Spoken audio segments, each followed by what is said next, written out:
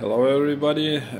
Today video will be in English, so sorry for my bad English.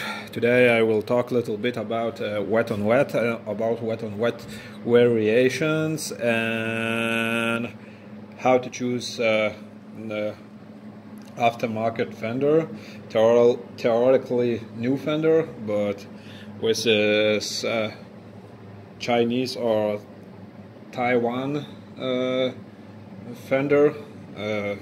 Basically, at the beginning of the video, let's talk about fenders. Basically, when you buying the fender, the price could be from lowest to the highest. So basically, when you buying the fender, my advice and my personal experience, I just advising you to buy medium price range the fender, because in most cases of the scenario where those price fenders have less imperfections, they're made more precision than the cheaper ones, and basically the coatings are better, are more accurate than the originals. Basically, how to know when you're buying a good fender or bad fender? Basically, one is factor's price, another factor good companies, I'm not advertising, but basically good companies has the name, and basically they express themselves like parts manufacturing or selling or making company. So basically they want to advertising himself like a parts supplier. So basically the cheaper one parts have the boxes who probably not labeling with any name, so only the white box and nothing more. They using cheaper metals and cheaper coatings. So basically, when you're buying first the fender, I strongly recommend you to check the body lines and put it on the car and check it. Did the body lines match, or you need some adjusting, and make the adjusting before the painting. So basically it's safer way. So basically when you painting and trying to adjust and fit after the painting, so you probably risking much more to make some damage, and after that you can stuck in the situation when you need to paint or paint in second time to repaint the part, because you can damage freshly painted paint. So basically in this situation I will paint not check it on the car, because I bought this part quite expensive. So basically, first of all, when you're buying you need to check any imperfection by transporting. Basically you can find some scratches, some dents, basically by the company who transports, and make damage on the fender by not proper transportation. So in this scenario I will risk to paint and adjust after. When I buy this company fenders, expensive ones, so basically I never have the problem to fit the fender. Basically fitting when the part doesn't fit is not always the new one part's problem. Sometimes is the problem in your car. Basically, if you don't know, and maybe your car have a different owner and he have some crash damage, and every how to say fitting and tightening point is little bit could be in different direction when the original part came in, and basically you think it is the part is problem, but it's could the problem with your car with not proper repair. Another advice when you're buying new parts and new fenders, lots of this people says the aftermarket parts not hold well after the painting.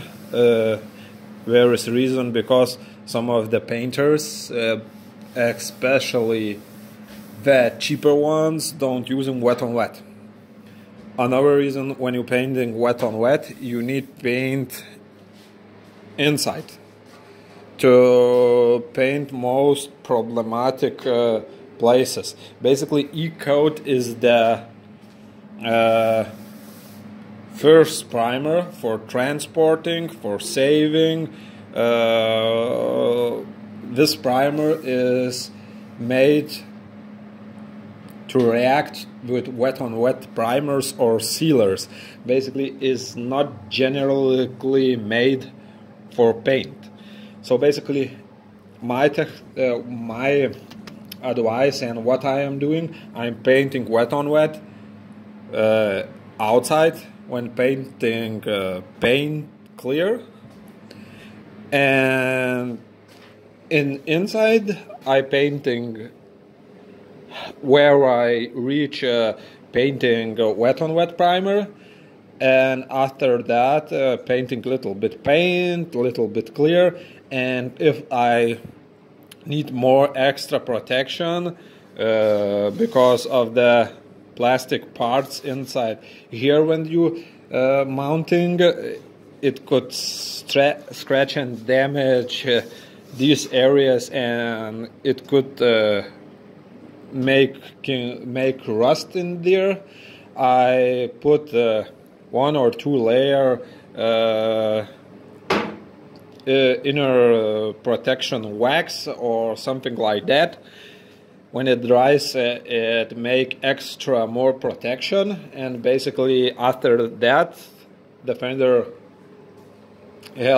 holds up for very long time, very well, with no corrosion. So basically, another advice when you're choosing what to use, which one wet on wet primer use, there is few different types of wet on wet. One is acrylic, or in America maybe it's urethane wet on wet primer. Basically it's 2K sealer, which make it to put directly on E-coat. But let's say you found some imperfection scratch, you sand it down and you make the spot with bare metal, naked metal. So basically the acrylic wet on wet primer is not very well for that place. So basically my advice for this place, use a better option is epoxy wet on wet, or you can lay down whole the part with epoxy wet on wet, because wet epoxy is good sealer and a little bit better than the acrylic, especially with the naked metal. depending on situation, I am using both of them or combination of them. In this scenario, this part is look like it's clean, so basically you wax and grease removing and put in 1 or 2 coat acrylic wet on wet. Wet on wet color. I have few colors of wet on wet. Let's say there is dark gray, light gray, white, black wet on wet. I have it yellow wet on wet. Basically, let's say in this situation I have transparent wet on wet because of the reason. Basically, if I choose, let's say this part will be painted in silver, and to match the blend, I need, I need good covering, not leave shine through when you painting the fender. So basically, if I put light gray, the color will be similar, and in the bad, let's say, lighting, I could not see bad covering or something like that. So basically, I need to put a different color, let's say black, dark gray, or white wet on wet. But in this scenario today, I don't have. I only have light gray and transparent wet on wet and epoxy light gray. So basically, the color for that is best way is to cover it's transparent, because I have this black color, and basically I see my covering. So basically, wet on wet transparent could be used in this way. Also, wet on wet transparent sealer, 2K sealer, could be using on the, let's say, part when you fix the damage, and say rest of the panel is let's say have the base color, only fixing that need the repaint this way, this spot. So basically, to reduce the amount of paint, you can add to all prepped part transparent to wet on wet, and basically after that you painting all the fender. But basically in this spot you need less paint to cover, because the ground color is the same color you are painting. So basically you're reducing the amount of paint. In this situation, when I'm using the transparent wet on wet, I basically not reducing, basically increasing the amount of paint I use. But basically this is reason for that I have good coverage to match the blend, to reduce some stripes, not uniform color.